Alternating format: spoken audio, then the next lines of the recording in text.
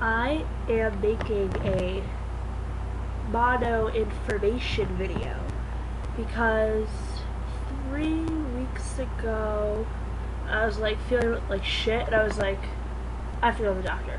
So I went and they were like, you have a sinus infection. You should get tested for mono. So the next day I got my blood drawn and then a week later they were like, you have mono. So I was like, shit. But by that time I was kind of better. But I thought I'd make an informational video, tell you like my symptoms, so if you think you have mono, you could like go check it out. It started out with a headache. I thought, oh, maybe I just have a virus or something, but then my throat like hurt like none other. It was the worst sore throat I've ever had.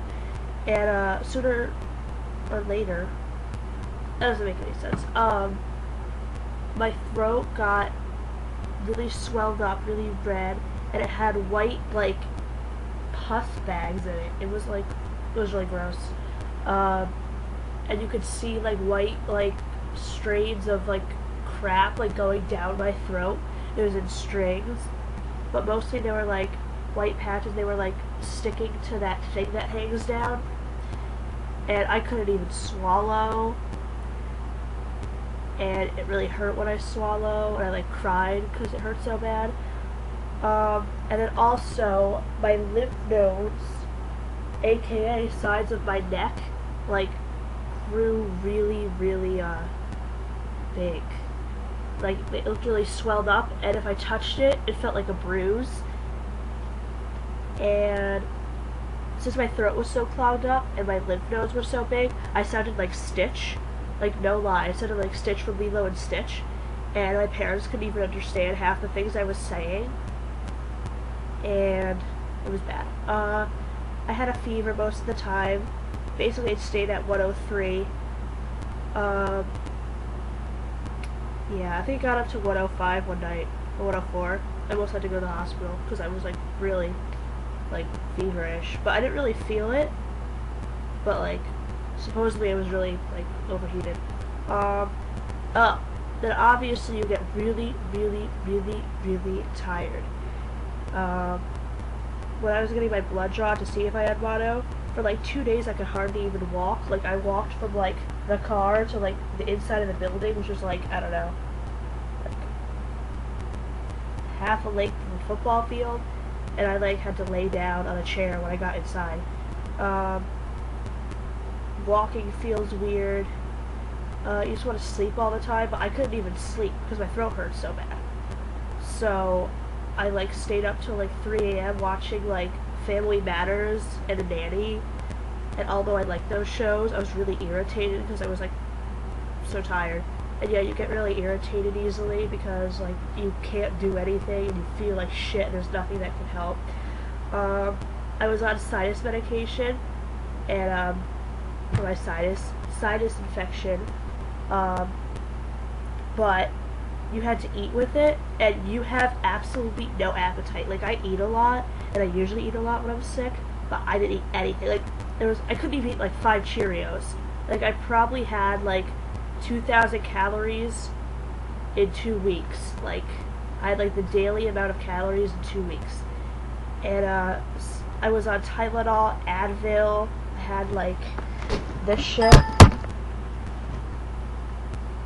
Wait. Chloroseptic. It's like for your throat. And usually this helps, but it really did not help. Like after my throat got really bad, and I had these like Cipasol like lozenges for like numbing your throat, and those didn't really help either. So with your throat, you're basically screwed. Nothing will help. Tylenol helped my fever. Advil helped my fever. But since I had so much medicine and I wasn't eating anything, I like threw up like twice in one day. But that was like the only time I ever threw up. Make sure you drink a lot. Add a lot of Gatorade. Add a lot of water. Gatorade will help get your electrolytes up. So if you feel nauseous, you won't feel nauseous anymore. Popsicles. Popsicles are good because really, you really don't want to eat anything that like is hard because it will hurt your throat. Soup. Italian ice. Other symptoms. My ears. My ears really hurt. More so this one. And this whole, wait, this one, yeah. This whole side of my face was numb. Like my jaw, my ear, my head. Like, it felt like a huge big bruise, and it just like, it hurts. Like this whole side of my face just really hurt. An ear infection. But I didn't have the ear infection. The doctors were like, your ears are fine, they have fluid, but they're not infected. And I was like, what the hell? So I basically was like super sick for like a week, and then I was like, before that I was like really sick for a week. So after 2 weeks, the day that they told me I had mono, I was better, and the doctor said once I didn't have a temperature for 24 hours I was no longer contagious.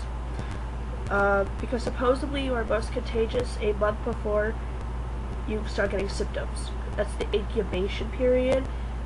The 4 to 6 weeks before you start having any symptoms is when you contract mono. And you are most contagious at that point because you don't know you have it. So if you share a drink with someone, or if you kiss someone,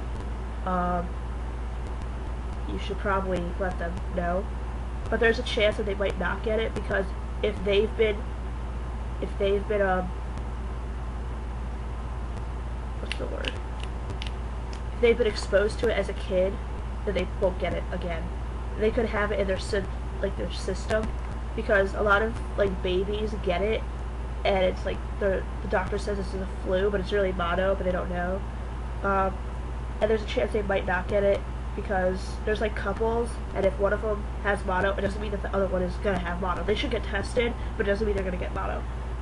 So 3 weeks later, after I have it, I'm still really tired. Really don't have much energy. I've been playing The Sims 3 a lot, and on Facebook and Tumblr and YouTube.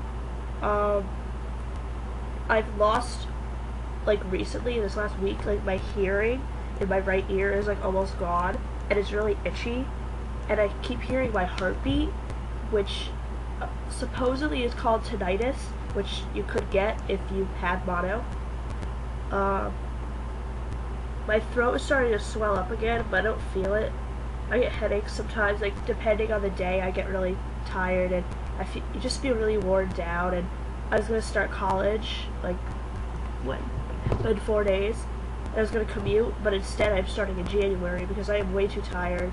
And I was supposed to start like marching band at college, but I couldn't because I feel like shit. And so yeah, it depends on the day. Don't overdo yourself. Like the minute you don't have a temperature, don't go run out and like go running and shit, because you can get a relapse and then you'll be more sick.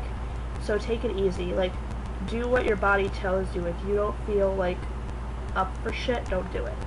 I've been like going out, hanging out with my friends, but the minute I don't feel good, I go home, and you know, we can just chill because they know I don't have much energy. Yeah.